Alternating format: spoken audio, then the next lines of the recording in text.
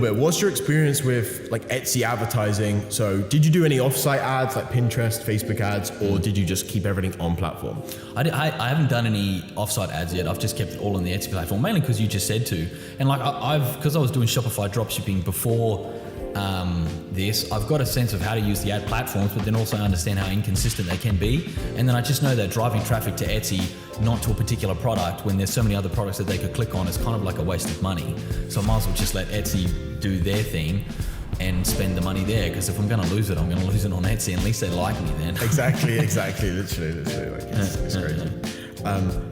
From when did you start your Etsy ads right at the beginning? Did you get going almost immediately, or like how did you kind of start your like actual ads? Yeah, because I ran into so many bans, I was pretty slow in like my ad spend. And the reason I did that, one of my stores, I listed like 6 products and then ran my ad spend straight up to 5, and I got banned the next day. And I thought, well, maybe it was that was too much of a gap. So on my main store, I was literally raising my ad spend $1 every 2 days and listing the product the day that I didn't raise it. And I did that for about a month just to make sure this store didn't get banned.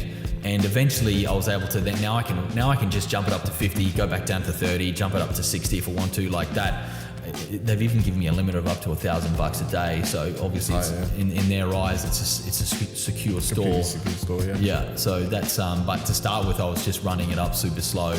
And it's also interesting because like on Facebook and TikTok and all the other platforms, you can be really specific on pushing certain, creatives to whatever particular product, but like here it's split across so many different products. So then you need to understand why certain products are getting more spend than others, and what's actually a good product, and should you leave the spend on it or should you instantly turn it off? And I'm still learning that.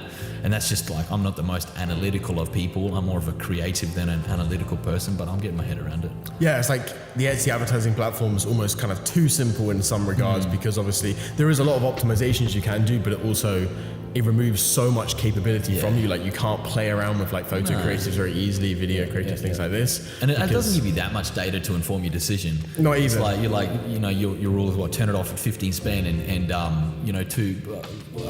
less than 2% thing. What if it's like 14.98 and 2.1%? You're like, what do I do now?